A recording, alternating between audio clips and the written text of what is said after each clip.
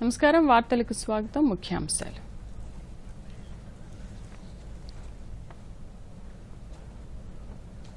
రాష్ట్రంలో ఉద్యోగుల భర్తీకి సీఎం కేసీఆర్ గ్రీన్ సిగ్నల్ మొదటి దశలో 50,000 పోస్టులు భర్తీ చేయాలని ఆదేశం రాష్ట్రంలో కరోనా ప్రభావిత ప్రాంతాల్లో మరోసారి ఫీవర్ సర్వే రాష్ట్రంలో కరోనా ప్రభావిత ప్రాంతాల్లో మరోసారి ఫీవర్ సర్వే వైరస్ ప్రభావిత జిల్లాలో 3 రోజుల పాటు వైద్య శాఖ ఉన్నతాధికారుల బృందం థర్డ్ వేవ్ ను ధీటుగా ఎదుర్కొందామని ప్రధాని మోదీ పిలుపు ఆక్సిజన్ ప్లాంట్ల ఏర్పాట్లు వేగవంతం చేయాలని అధికారులకు సూచన జికా వైరస్ పై కేంద్రం హై అలర్ట్ కేరళకు చేరుకున్న కేంద్ర నిపుణుల బృందం మంత్రి కేటీఆర్ తో భేటీ అయిన కైటెక్స్ ప్రతినిధులు 3,500 కోట్లతో మెగా టెక్స్టైల్ పార్క్ ఏర్పాటుకు సంసిద్దత ఇక వివరాలు చూద్దాం కోవిడ్ మహమ్మారిని అరికట్టేందుకు ప్రతి ఒక్కరూ తప్పనిసరిగా మాస్క్ ధరించాలి భౌతిక దూరం పాటించాలి తరచూ చేతులు కడుక్కోవాలి వ్యక్తిగత శుభ్రతను పాటించాలి అర్హత ఉన్న వాళ్లందరూ తప్పనిసరిగా వ్యాక్సిన్ వేయించుకోవాలి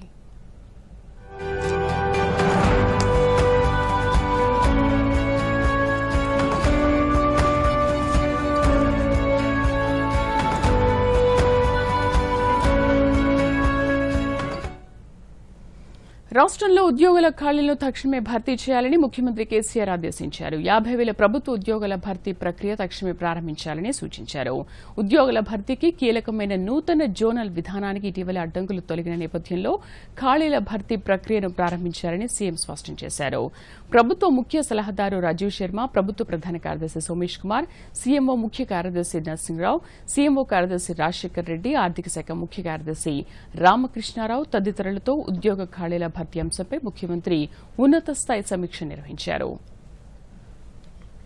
గత పాలనలో ఉద్యోగుల భర్తీ ప్రక్రియ అస్తవ్యస్తంగా ఉండేదన్న ముఖ్యమంత్రి కేసీఆర్ స్థానికులకు న్యాయం జరగాలన్న ఉద్యమ నినాదాన్ని అమలు చేసేందుకు ప్రభుత్వం కొత్త జోనల్ వ్యవస్థను తీసుకొచ్చిందని పేర్కొన్నారు ఎంతో శ్రమతో అత్యంత శాస్త్రీయ విధానాన్ని అనుసరించి రూపొందించిన జోనల్ వ్యవస్థకు కేంద్రం ఆమోదం లభించడంతో ఇన్నాళ్లు జాప్యం జరిగిందని తెలిపారు ఇటీవల రాష్ట్రపతి ఆమోదం లభించడంతో రాష్ట్రంలో ఉద్యోగుల భర్తీ ప్రక్రియకు అన్ని రకాల అడ్డంకులు తొలగిపోయాయని సీఎం చెప్పారు నేరుగా నింపే అవకాశాలున్న అన్ని రకాల ఉద్యోగాలు దాదాపు 50,000 వరకు ఖాళీలు ఉన్నాయని వాటిని ముందుగా భర్తీ చేస్తామని ప్రకటించారు రాష్ట్రంలో కరోనా ప్రభావిత ప్రాంతాల్లో ఫీవర్ సర్వేను మరోసారి నిర్వహించాలని ముఖ్యమంత్రి కేసీఆర్ అధికారులను ఆదేశించారు సరిహద్దు రాష్ట్రాల్లో కరోనా ఇంకా పూర్తిగా నియంత్రణలోకి రాలేదని ఈ నేపథ్యంలో సరిహద్దు జిల్లాల్లో వైరస్ ప్రభావం ఉన్న జిల్లాలను గుర్తించి అక్కడ వ్యాధి వ్యాప్తికి గల కారణాలను విశ్లేషించాలని ఆదేశించారు వైద్య శాఖ ఉన్నతాధికారుల బృందం 3 రోజుల పాటు నాగార్జునసాగర్ మిర్యాలగూడ నకిరేకల్ సిరిసిల్ల వరంగల్ తదితర ప్రాంతాల్లో పర్యటించాలని కోరారు రాష్ట్రంలో కరోనా వ్యాప్తి నియంత్రణ వైద్యారోగ్య పరిస్థితులపై ముఖ్యమంత్రి ప్రగతి భవన్లో ఉన్నత స్థాయి సమీక్ష జరిపారు భవిష్యత్తులో కరోనా మరో దశ వస్తుందనే వార్తల నేపథ్యంలో ఎటువంటి పరిస్థితులనైనా ఎదుర్కొనేందుకు సంసిద్దంగా ఉండాలని ముఖ్యమంత్రి సూచించారు ప్రజలు తప్పనిసరిగా మాస్కులు ధరిస్తూ కోవిడ్ ప్రోటోకాల్ను పాటించాలని సీఎం పిలుపునిచ్చారు ముఖ్యమంత్రి కేసీఆర్ వాసాలమర్రి పర్యటన వాయిదా పడింది కేసీఆర్ దత్తత తీసుకునే గ్రామంలో ఇటీవల పర్యటించిన సీఎం గ్రామస్తులతో కలిసి సహపంక్తి భోజనం చేశారు ఈ సందర్భంగా వాసాలమర్రి రూపురేఖలు మారాలని అభివృద్ది పనులు జరగాలని గ్రామస్తులకు సూచించారు ఏడాది నాటికి బంగారు వాసాలమర్రి కావాలని గ్రామంలో కరోనా కేసులు ఉండొద్దని ఆకాంక్షించారు వాసాలమర్రికి తాను అండగా ఉంటానని భరోసా ఇచ్చిన కేసీఆర్ కలిసి కూర్చుని మాట్లాడుకుందామని అన్నారు త్వరలోనే ఇక్కడికి వస్తామని ముఖ్యమంత్రి గత పర్యటనలో చెప్పారు మాట ప్రకారం గ్రామానికి నేడు సీఎం వెళ్లాల్సి ఉండగా కొన్ని కారణాల వల్ల పర్యటన వాయిదా పడింది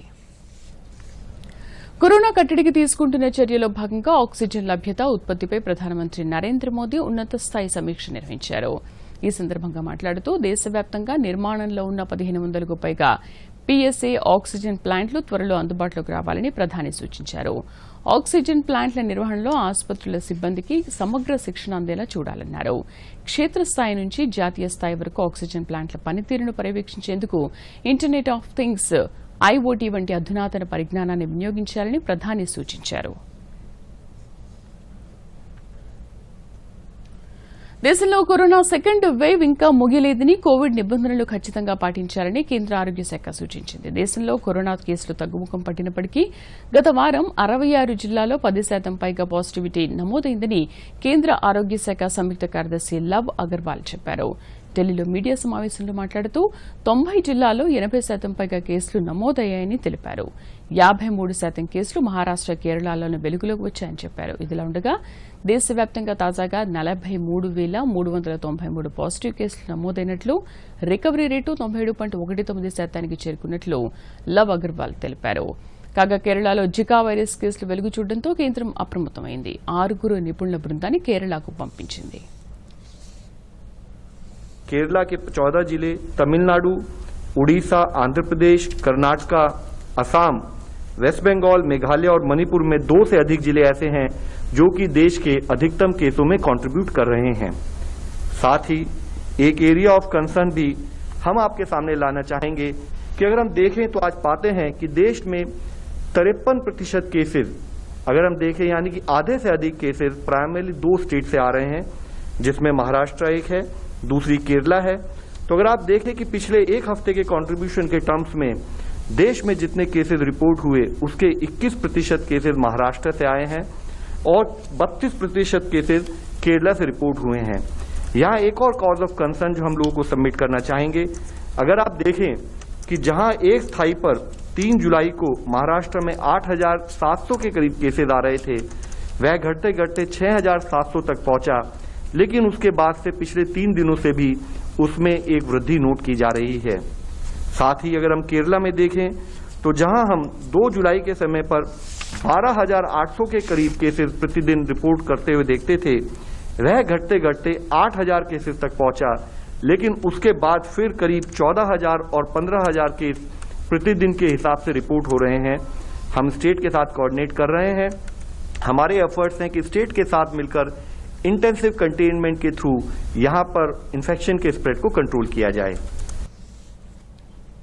దేశంలో మార్కెట్లు, పర్యాటక ప్రాంతాల వద్ద ప్రజలు కోవిడ్ నిబంధనలను పాటించడం లేదని కేంద్రం ఆందోళన వ్యక్తం చేసింది. ఈ ప్రాంతాల్లో ప్రజలు సామాజిక దూరం పాటించకుండా, మాస్కులు ధరించకుండా గుంపులుగా తిరుగుతున్నారని నీతి ఆయోగ్ సభ్యులు వీకే పాల్ అన్నారు. కోవిడ్ పూర్తిగా కట్టడిలోకి రానందున ప్రజలు ఈ తరహాలో నిర్లక్ష్యంగా వ్యవహరించడం ఆందోళన కలిగిస్తోందని చెప్పారు.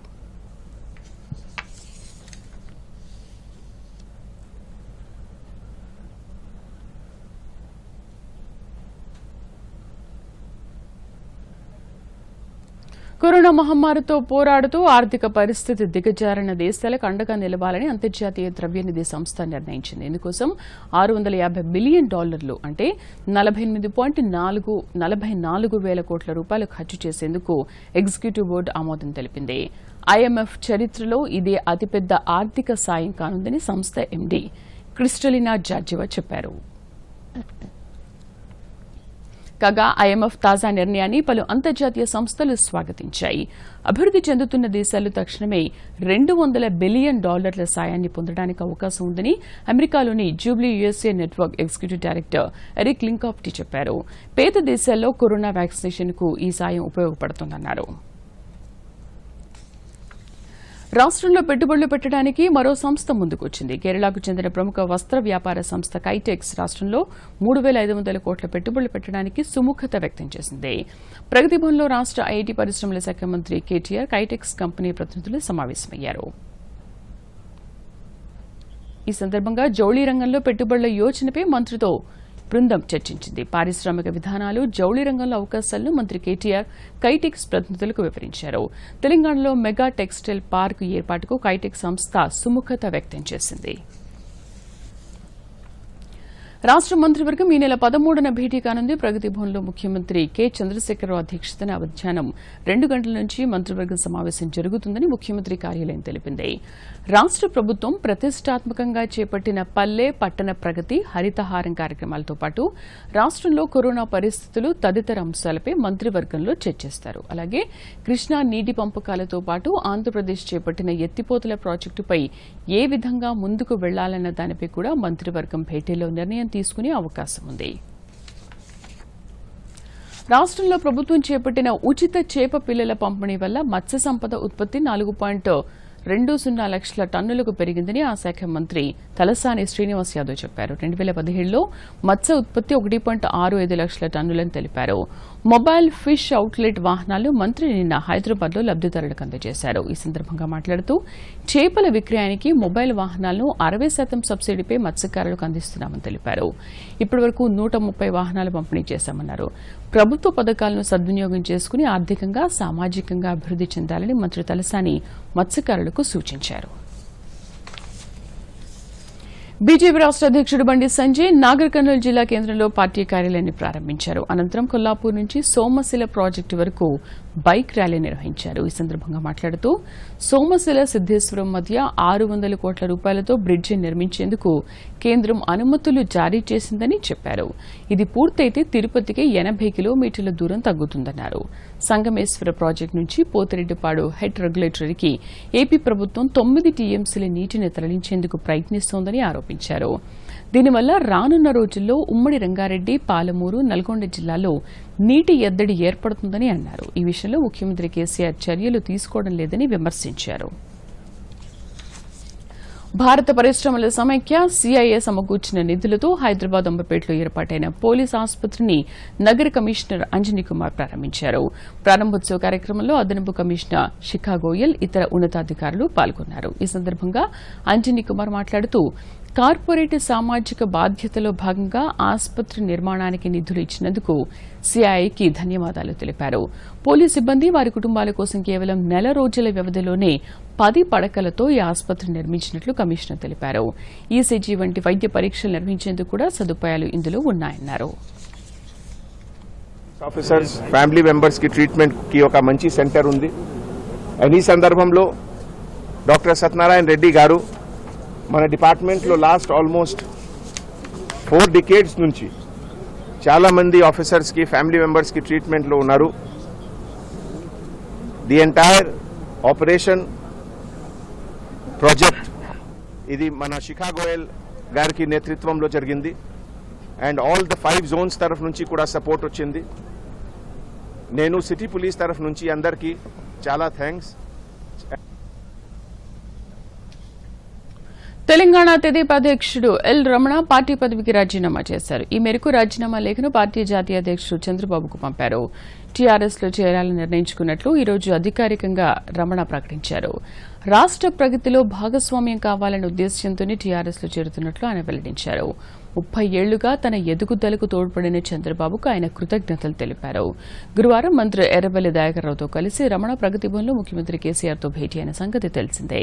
తగిన గుర్తింపిస్తామని, రాజకీయంగా అవకాశాలు కల్పిస్తామని సీఎం ఆయనకు హామీ ఇచ్చినట్లు తెలుస్తోంది. 3-4 రోజుల్లో రమణ కేసీఆర్ సమక్షంలో టీఆర్ఎస్ లో చేరనున్నట్లు సమాచారం. వాన నీటి సంరక్షణను ఉద్యమంగా చేపట్టాలని గవర్నర్ తమిళిసై సౌందరరాజన్ పిలుపునిచ్చారు. జల సంరక్షణ అనే అంశంపై తెలంగాణ, పుదుచ్చేరి రాష్ట్రాల్లోని విశ్వవిద్యాలయాల వైస్ ఛాన్సలర్లు, రెడ్ క్రాస్ సొసైటీ ప్రతినిధులతో రాజ్భవన్ నుంచి వీడియో కాన్ఫరెన్స్ నిర్వహించారు. ప్రపంచ జనాభాలో 18% జనాభా, 20% పశు సంపద భారత్లో ఉన్నప్పటికీ నీటి వనరులు మాత్రం కేవలం 4% మాత్రమే ఉన్నాయని గవర్నర్ తెలిపారు. హార్వెస్టింగ్ పద్దతుల ద్వారా వాన నీటిని ఆదా చేసి భూగర్భ జల వనరులను పెంపొందించాల్సిన అవసరం ఉందని పేర్కొన్నారు. జాతీయ జల మిషన్ చేపట్టిన క్యాచ్ ది రైన్ అనే క్యాంపెయిన్లో చురుగ్గా పాల్గొని విశ్వవిద్యాలయ ప్రాంగణాల్లో జల సంరక్షణకు చెక్ డ్యాంలు, చిన్నపాటి చెరువుల నిర్మాణం, భవనాల పైకప్పుల మీద హార్వెస్టింగ్ వంటి చర్యలు చేపట్టాలని గవర్నర్ సూచించారు.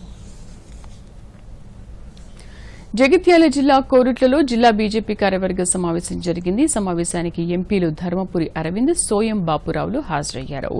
ఈ సందర్భంగా నిజామాబాద్ ఎంపీ ధర్మపురి అరవింద్ మాట్లాడుతూ రానున్న రోజుల్లో బీజేపీని అధికారంలోకి తీసుకురావడానికి ప్రతి ఒక్క కార్యకర్త కృషి చేయాలని కోరారు. ప్రజా సమస్యలపై కార్యకర్తలు క్షేత్రస్థాయిలో పోరాటం చేయాలన్నారు. కరోనా సమయంలో బీజేపీ కార్యకర్తలు విశేష కృషి చేశారని చెప్పారు. కేంద్ర ప్రభుత్వం చేపడుతున్న సంక్షేమ అభివృద్ది కార్యక్రమాలను ప్రజల్లోకి తీసుకువెళ్లాలని తెలిపారు.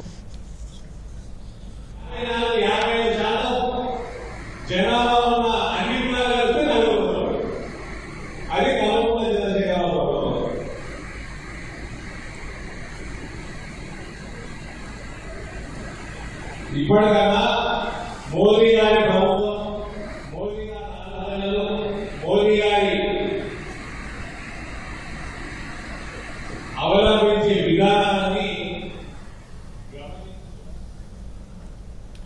ఎన్నికలకు ముందు ముఖ్యమంత్రి కేసీఆర్ ఇచ్చిన ప్రతి హామీని నెరవేర్చేందుకు కృషి చేస్తున్నామని రాష్ట బీసీ సంక్షేమం పౌర సరఫరాల శాఖ మంత్రి గంగుల కమలాకర్ అన్నారు. కరీంనగర్ జిల్లా హుజూరాబాద్ మండలం సిరిసిల్లపల్లిలో డబుల్ బెడ్రూమ్ ఇళ్లను రాష్ట బీసీ సంక్షేమం మరియు సివిల్ సప్లై మంత్రి గంగుల కమలాకర్ జిల్లా కలెక్టర్ కె శశాంకలు కలిసి పరిశీలించారు. పనులు జరుగుతున్న తీరును అడిగి తెలుసుకున్నారు. ఈ సందర్భంగా మంత్రి గంగుల కమలాకర్ మాట్లాడుతూ ఇల్లు లేని నిరుపేదల సొంతింటి కలను సాకారం చేసేందుకు డబుల్ బెడ్రూమ్ ఇళ్లను నిర్మించిస్తున్నామన్నారు. అర్హులైన ప్రతి ఒక్కరికి దశలవారీగా డబుల్ బెడ్రూమ్ ఇళ్లు నిర్మించిస్తామన్నారు.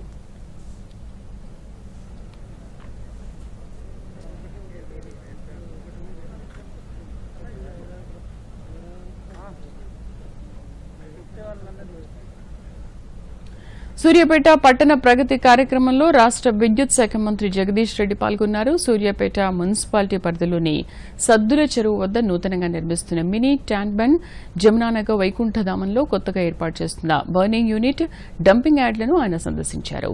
మున్సిపాలిటీ ఆధ్వర్యంలో ఏర్పాటు చేసిన ఘన వ్యర్థ పదార్థాల నిర్వహణ కేంద్రాన్ని సందర్శించి చెత్త నుండి తీసిన ప్లాస్టిక్ ను ఎలా ప్రాసెసింగ్ చేస్తున్నారో తెలుసుకున్నారు. ఈ సందర్భంగా ఆయన మీడియాతో మాట్లాడుతూ ఆంధ్రప్రదేశ్ ముఖ్యమంత్రి వైఎస్ జగన్మోహన్ రెడ్డి మాటలు ఆయన అపరిపక్వతను బయటపెడుతుందని, వారు చేస్తున్న మోసాలకు ఆ మాటలు అద్దం పడుతున్నాయని రాష్ట విద్యుత్ శాఖ మంత్రి గుంటకండ్ల జగదీష్ రెడ్డి ఆరోపించారు. ఎట్టి పరిస్థితుల్లోనూ కృష్ణా గోదావరిలో మా వాటాను వదులుకునే ప్రసక్తి లేదని ఆయన స్పష్టం చేశారు. సందర్శించడం జరిగింది. ప్రధానంగా ఈ ఖాళీ ప్లాట్లలో చెత్త లేకుండా తొలగించి చెట్లను పెంచుకునే పద్ధతుల్లో యజమానులను ప్రోత్సహించడం, రోడ్లపైన ఎక్కడ ఎటువంటి చెత్త చెదరం లేకుండా, మురికాలలో కూడా ఎక్కడ కూడా నీళ్ళు నిలబడే పరిస్థితి లేకుండా, వీళ్ళందరూ కూడా ఎవరికి వాళ్ళు భాగస్వాములు అయితేనే ఈ కార్యక్రమాలు విజయవంతం అవుతాయనే విషయాన్ని గమనించారు. దాని ఫలితాన్ని కూడా చేసినారు. కేసీఆర్ గారు 2014లో మొదలుపెట్టిన ఈ యజ్ఞం, హరితహారం యజ్ఞం మరి బ్రహ్మాండంగా ఫలితాలను ఇస్తుంది, కనబడుతుంది. దాని ఫలితం మన కళ్ళ ముందే. అందుకే దీన్ని ఒక ఉద్యమంలాగా కొనసాగించాల్సిన అవసరం ఉంది. ప్రజలందరూ కూడా మరి ముఖ్యమంత్రి గారు ఆశించిన పద్ధతుల్లో దీంట్లో భాగస్వాములే ఇంకా మరింత ముందుకు తీసుకుపోయి మరి మన పట్టణాలని, మన పల్లెల్ని ప్రపంచ స్థాయి పట్టణాల దశకు చేరుకునేటట్టు కష్టపడాల్సిన అవసరం, దాన్ని సహకరించాల్సిన అవసరం, దాని కొరకు పనిచేయాల్సిన అవసరం. రాష్ట ప్రభుత్వం ప్రతిష్టాత్మకంగా చేపట్టిన హరితహారం కార్యక్రమం లక్ష్యాన్ని అందుకోవడానికి రామగుండం నగరపాలక సంస్థ వినూత్న ఆలోచనతో ముందుకు వెళ్తోంది. రాముని గుండల గుట్టల ప్రాంతంలో మొక్కలు నాటడం సాధ్యం కాని పరిస్థితులు ఉండడంతో అడవి జాతి వృక్షాల విత్తనాలతో సీడ్ బాల్స్ తయారు చేయించి గుట్టపై వేయడానికి ప్రణాళికలు సిద్దం చేశారు. పెద్దపల్లి జిల్లా రామగుండం నగరపాలక సంస్థ పరిధిలో పూర్తి స్థాయిలో హరితహారం కార్యక్రమం అమలు చేస్తున్నారు. పారిశ్రామిక ప్రాంతంలోని 100 ఎకరాల విస్తీర్ణంలోని రాముని గుండాల గుట్టపై మొక్కలు నాటడానికి వీలు కాని పరిస్థితుల్లో కూడా హరితహారం నిర్వహిస్తున్నారు. గత 4 సంవత్సరాల నుండి నగరపాలక సంస్థ ఆధ్వర్యంలో విత్తన బంతులు తయారు చేయించి గుట్టపై వెదజల్లుతున్నారు. అలాగే ఈసారి కూడా రావి, మర్రి, మారేడు, సీతాఫలం తదితర రకాల విత్తనాలతో 30,000 సీడ్ బాల్స్ తయారు చేయిస్తున్నారు. హరితహారం 7వ విడతలో భాగంగా రామగుండం నగరపాలక సంస్థ పరిధిలో సుమారు 15 లక్షల మొక్కలు నాటడం లక్ష్యంగా పెట్టుకున్నారు. సింగరేణి, ఎన్టీపీసీ, రామగుండం ఎరువుల కర్మాగారం వంటి సంస్థల సమన్వయంతో తమ లక్ష్యాన్ని పూర్తి చేయనున్నట్లు నగరపాలక సంస్థ కమిషనర్ ఉదయ్ కుమార్ తెలిపారు. రేజ్ చేసి గ్రో చేసేదానికి ఏదైతే ఖర్చు అవుతుందో దాంట్లో నుంచి కొంచెం తక్కువ ఖర్చు అవుతుంది. అండ్ దీనికోసం స్పీసీస్ అంటే ఏ మొక్కలైతే మనం పెడతామో వాటిని చాలా సైంటిఫిక్గా సెలెక్ట్ చేయాల్సి వస్తుంది. ఇప్పుడు ఫర్ ఎగ్జాంపుల్ రామగుండం పరిధిలో రాముని పాదాల దగ్గర ఉన్నటువంటి రాముని పాదాల గుట్టకు సంబంధించినటువంటి ప్రాంతం ఏదైతే ఉందో వాటిలో కొన్ని రకాల స్పీసీస్, కొన్ని రకాల మొక్కలు మాత్రమే మనం ఎక్కువగా చూస్తూ ఉంటాం. వాటిలో నుంచి రావి, జువ్వి, వేప అండ్ కొంతవరకు టేక్ ప్లాంటేషన్ కూడా మనం చూస్తూ ఉంటాం. ఇట్లాంటి స్పీసీస్ అయితే మాత్రమే అట్లాంటి టెరెయిన్లో సర్వైవ్ అవుతాయి. మన దగ్గర ఎండాకాలంలో కొంచెం ఎక్కువ వేడిగా కూడా ఉంటుంది, వాటర్ అవైలబిలిటీ ఇవన్నిటిని కూడా చూస్తే కొన్ని లిమిటేషన్స్ ఉంటాయి. దానికి తగ్గట్టుగా నేటివ్ స్పీసీస్ అంటే ఈ ప్రాంతానికి సంబంధించినటువంటి మొక్కలకు సంబంధించినటువంటి గింజలు ఏవైతే ఉంటాయో వాటిని తీసుకొని సీడ్ బాల్స్గా తయారు చేసి మనము లాస్ట్ ఇయర్ ఒక సుమారుగా ఒక 30,000 వరకు మనము సీడ్ బాల్స్ ని మనము ఈ ప్రాంతాల్లో వేయడం జరిగింది. ఈ సంవత్సరం కూడా సుమారు 30,000కు పైగా విత్తన బంతులు తయారు చేస్తున్నారు. నగరపాలక సంస్థ నర్సరీలో అడవిలో పెరిగే వృక్షాలు, పండ్ల చెట్లకు సంబంధించిన విత్తనాలతో సీడ్ బాల్స్ తయారు చేయడం జరుగుతోందని సిబ్బంది తెలిపారు. ఎర్రమట్టి, జల్లెడపట్టి, జీవామృతం, చీమల మందు కలిపి రావి, మర్రి, జువ్వి తదితర విత్తనాలను అందుబాటులో పెట్టి ముద్దలుగా చేయడం జరుగుతుందని, అవి ఆరిన తర్వాత వాతావరణ పరిస్థితులకు అనుగుణంగా గుట్టలపై వేయటం జరుగుతుందని నర్సరీ సిబ్బంది తెలిపారు. గత 4 ఏళ్ల నుండి స్వీట్ బాల్ తయారు చేస్తాను. మట్టి, ఎరువు, చీమల మందు వాటి ఖరాబ్ కాకుండా, సీతాఫల్, దానిమ్మ, జామ, ఉసిరి ఇవన్నీ విత్తనాలు దాంట్లో పెట్టి సీడ్ బాల్ తయారు చేసి అవి ఎండినాక గుట్టల పైన ఎగజల్లుతాం. ఎగజల్లినాక మళ్ళీ ఒక 10-15 రోజులకు మళ్ళీ వెళ్ళి చూస్తాం. మేము అవి సంవత్సరం మేము చూసి వస్తాం. అవి ఈ హరితహారంలో భాగంగా సీడ్ బాల్స్ తయారు చేయమని మా కమిటీ సార్ ఆదేశించినారు. కమిటీ సార్ ఆదేశాల ప్రకారం మేము సీడ్ బాల్స్ తయారు చేస్తున్నాము. సీడ్ బాల్స్లో వేప, మర్రి, రావి ఈసారి విత్తనాలు మేము తయారు చేస్తున్నాము. గుట్టలు ఎక్కరాని చోట మేము కొండల మీద వేసేస్తున్నాం. మేము అక్కడ చెట్లు తవ్వరాని చోట కూడా ఎక్కి ఆ సీడ్ బాల్స్ ఇస్తుంటే అవి వర్షానికి నాని మెత్తగా నాని అందులోనే మొలకెత్తుతున్నాయి. రామగుండం నగరపాలక సంస్థ గత 3 ఏళ్లుగా రాముని గుండాల గుట్టాలపై వేసిన సీడ్ బాల్స్ ఇప్పుడు వృక్షాలుగా మారి అడవిని తలపిస్తున్నది. Bureau report, Doordarshan news. భారత విదేశాంగ శాఖ డాక్టర్ మంత్రి ఎస్ జయశంకర్ 2 రోజుల పర్యటన కోసం జార్జియా వెళ్లారు. ఉప ప్రధాని జార్జియా విదేశాంగ మంత్రి డేవిడ్ జెల్కాలియా ఆహ్వానం మేరకు ఆ దేశంలో పర్యటిస్తున్నారు. స్వతంత్ర జార్జియాకు భారత విదేశాంగ మంత్రి వెళ్లడం ఇదే మొదటిసారి. ఈ పర్యటనలో జార్జియా విదేశాంగ మంత్రితో భేటీ అవుతారు. ద్వైపాక్షిక సంబంధాల బలోపేతంతో పాటు ప్రాంతీయ, అంతర్జాతీయ సమస్యలపై అభిప్రాయాలను పంచుకుంటారు. జార్జియా సెయింట్ క్వీన్ కేథరిన్ పవిత్ర రెలిక్ ను ఆ దేశ ప్రభుత్వానికి, ప్రజలకు అందజేయనున్నారు. అలాగే టిబిలిసి నగరంలో కొత్తగా ఏర్పాటు చేసిన మహాత్మాగాంధీ విగ్రహాన్ని ఆవిష్కరిస్తారు.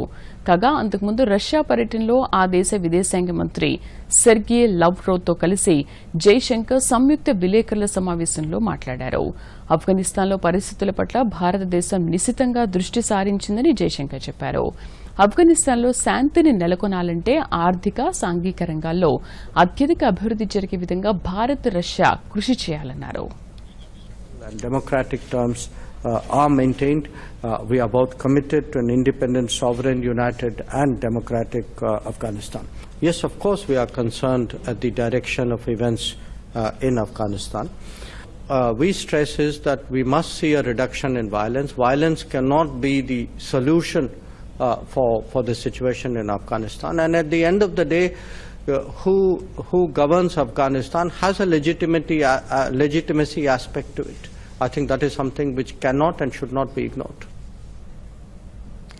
రక్షణ సహకారం, వ్యూహాత్మక భాగస్వామ్యాన్ని మరింతగా పెంచడానికి ఇజ్రాయెల్తో కలిసి పనిచేయడానికి భారత్ ఎదురు చూస్తోందని రక్షణ మంత్రి రాజ్నాథ్ సింగ్ చెప్పారు. ఇజ్రాయెల్ ఉప ప్రధానమంత్రి, రక్షణ మంత్రి లెఫ్టినెంట్ జనరల్ బెంజమిన్ గాంట్షోతో ఫోన్లో రాజ్నాథ్ సింగ్ మాట్లాడారు. ఉప ప్రధానమంత్రిగా బాధ్యతలు స్వీకరించినందుకు గాంట్షోను రాజ్నాథ్ సింగ్ అభినందించారు. ఇరు దేశాల మధ్య రక్షణ రంగంలో మరింత సహకారం అవసరమన్నారు. కోవిడ్ సమయంలో భారత్కు ఇజ్రాయెల్ అందించిన సహాయానికి గాను గాంట్షోకు రాజ్నాథ్ సింగ్ కృతజ్ఞతలు తెలిపారు. ఆదిలాబాద్ జిల్లా ఇచ్చోడ మండల కేంద్రంలో పల్లె ప్రగతి కార్యక్రమంలో మంత్రి అల్లోల ఇంద్రకరణ్ రెడ్డి పాల్గొన్నారు. ఇందులో భాగంగా ఇటీవల నిర్మించిన రైతు వేదిక భవనాన్ని, పల్లె ప్రకృతి వనాన్ని ప్రారంభించారు. హరితహారం కార్యక్రమంలో భాగంగా మొక్కలు నాటారు. ఈ సందర్భంగా మంత్రి మాట్లాడుతూ దేశంలో ఎక్కడా లేని విధంగా రైతుల సంక్షేమమే ధ్యేయంగా అనేక పథకాలను రాష్ట ప్రభుత్వం అమలు చేస్తున్నట్లు చెప్పారు. రైతులకు ఒక వేదిక ఉండాలనే ఆలోచనతో రైతు వేదికలు ఏర్పాటు చేసినట్లు తెలిపారు.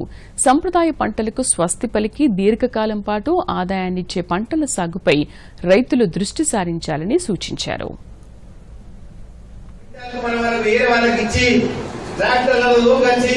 వాళ్ళకు కూడా భోజనాలు పెట్టి మళ్ళీ సాయంత్రము మంచిగా బంధువుల లెక్క చూసి ఇంటికి పంపిస్తే మరి తెలియాలందరూ ఉన్నారు. మరి శాస్త్రజ్ఞులు ఈ యొక్క భారతదేశం కాదు ప్రపంచం అంతా కూడా డిమాండ్ అయిపోయింది, పత్తి లేబర్ దొరుకుతలేదని చెప్పి ఇప్పుడు ఒకటే పికింగ్ పత్తి వచ్చే విధంగా శాస్త్రజ్ఞులు కనుగొనం. ఇక రేపు వచ్చే సంవత్సరము ఎంతమంది ఒక్క పికింగ్ కి పత్తి వస్తుంది, అది ఒకటేసారి పూత వస్తుంది, కాత కాస్తుంది, ఇక మళ్ళా ఉండదు. ఆ ఒక్కసారి కాత వచ్చిందని ఆ మిషనరీ ద్వారా పత్తి వేసేస్తుంది. ఇక మనుషులు వెళ్ళదుగా మిషన్ పట్టే పత్తి వేసేస్తుంది. ఈ మనుషులంతా కూడా చూడాలి, అరే మమ్మల్ని పిలుస్తారు మరి ఏం చేద్దామని డిమాండ్ పెరిగిపోయిందని చెప్పి ఆ మిషన్ కొనుక్కొని పత్తి వేస్తారు. దాని తర్వాత చేదు ఇక కోసేసి ఇక మనం వేరే రైతులకు చేయూత అందించడానికి ఏర్పాటైన ప్రాథమిక వ్యవసాయ సహకార పరపతి సంఘాలు ప్రస్తుతం కార్పొరేట్ తరహాలో రైతులకు సేవలు అందిస్తున్నాయి. పైలట్ ప్రాజెక్టుగా సూర్యాపేట జిల్లా కేంద్రంలోని PACS భవనాన్ని అధునాతనంగా నిర్మించి ఇందులో అన్ని కంప్యూటర్ సేవలు ప్రవేశపెట్టారు. దీని పనితీరు ఆధారంగా రాష్ట్రంలోని మిగిలిన చోట్ల కూడా ఇదే తరహాలో సెంటర్స్ ను ఏర్పాటు చేయాలని టెస్కాబ్ యోచిస్తోంది. ఎరువాక ప్రారంభమైనప్పటి నుండి పంటను కొనుగోలు చేసే వరకు రైతులకు సహాయంగా ఉంటూ ప్రాథమిక వ్యవసాయ సహకార పరపతి సంఘాలు ప్రధాన భూమికను పోషిస్తున్నాయి. రాష్ట్ర వ్యాప్తంగా 818 వ్యవసాయ పరపతి సంఘాలు ఉండగా సూర్యాపేట జిల్లాలో 45 సంఘాలు ఉన్నాయి. వీటి ద్వారా రైతులకు ఎరువులు, విత్తనాలు రాయితీపై అందించడం, చిన్న సన్నకారు రైతులకు పంట సాగు రుణాలు, పాడి పశువుల కొనుగోలుకు రుణాలు అందిస్తున్నారు. అలాగే నాబార్డు, కేంద్ర రాష్ట్ర ప్రభుత్వాలు సబ్సిడీపై అందిస్తున్న రుణాల వివరాలను కూడా ఎప్పటికప్పుడు రైతులకు తెలియజేస్తున్నారు. ప్రాథమిక వ్యవసాయ సహకార పరపతి సెంటర్లలో ఒకప్పుడు రికార్డులు, లావాదేవీలన్నీ పుస్తకాల్లో నిక్షిప్తం చేసేవారు. ఈ సెంటర్ల కంప్యూటీకరణ వల్ల రైతులకు సంబంధించిన వివరాలు అన్ని కంప్యూటర్లలో నమోదు చేశారు.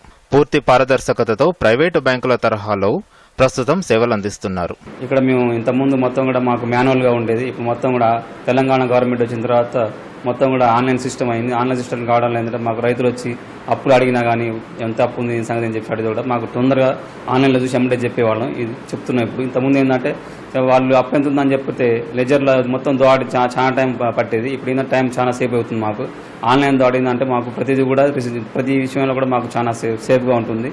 ఈ తెలంగాణ గవర్నమెంట్ వచ్చిన తర్వాత కూడా మేము అంత గవర్నమెంట్ మాకు సీడ్స్ కానీ ఫెర్టిలైజర్ కానీ మొత్తం కూడా సబ్సిడీ ద్వారా ఇవ్వడం జరుగుతుంది. దానివల్ల మేము కూడా రైతులకి అందుబాటులో ఉంటూ వాళ్ళకి ఏం కావాలన్నా కానీ వాళ్ళకి ఎటువంటి ఇబ్బందులు లేకుండా రైతులకి ప్రతిదీ కూడా అందుబాటు తీసుకొచ్చి వాళ్ళకి సహకారాలు అందిస్తున్నారు. రైతులు కూడా మాకు అన్ని విధాలుగా సహకారాలు అందిస్తున్నారు. సూర్యాపేట ప్యాక్ సెంటర్ ద్వారా రబీ కాలంలో 2,55,077 క్వింటాల ధాన్యంను కొనుగోలు చేశారు. ఇప్పటి వరకు 42 కోట్ల రూపాయలు రైతులకు చెల్లించినట్లు DCMS chairman Vatte Janaiah, CEO Gangaraboina Srinivas తెలిపారు. బర్ల లోన్లు కావచ్చు, గొర్రె లోన్లు కావచ్చు, పాడి పరిశ్రమ కానీ రైతులని ఎట్టుబడి ప్రయోజకులు చేయడం కొరకు వాళ్ళకు ఉపయోగపడడం కోసం నాబార్డు వాళ్ళు ఉపయోగించిన లోన్స్ 8.6, 8.3% ప్రకారం ప్లస్ 33% మాఫీతోటి లోన్లు, ఏది 25% అట్లా మన సబ్సిడీ ఇస్తుంది సార్. గవర్నమెంట్ వాళ్ళు సబ్సిడీ కూడా ఇస్తారు. ఆ రైతులు దాన్ని ఉపయోగించుకొని లబ్ధి పొందడానికి వీలుంటుంది. అట్లాగే మా ప్రాథమిక వ్యవసాయ సహకార సంఘం ద్వారా 9 సెంటర్లు ప్లస్ 1 సబ్ సెంటర్ మొత్తం 10 సెంటర్లు ఏర్పాటు చేయడం జరిగింది. 10 సెంటర్లో టోటల్గా మేము 2,58,077 క్వింటాల ధాన్యం సేకరించడం జరిగింది. 48,72,49,753 రూపాయలు వాళ్ళ అకౌంట్లో జమ చేయడం జరిగింది. దీని ద్వారా 3,323 రైతులకు ప్రయోజనం చేకూరింది. దీంతో పాటు క్రాప్ లోన్లు కానీ LT లోన్లు కానీ టోటల్గా మేము ఇప్పటి వరకు 9 కోట్ల వరకు మేము ఇవ్వడం జరిగింది. ప్రాథమిక వ్యవసాయ సహకార పరపతి సంఘాల వల్ల తమకెంతో లబ్ధి చేకూరుతోందని రైతులు మోహన్ రావు, రామయ్య హర్షం వ్యక్తం చేశారు.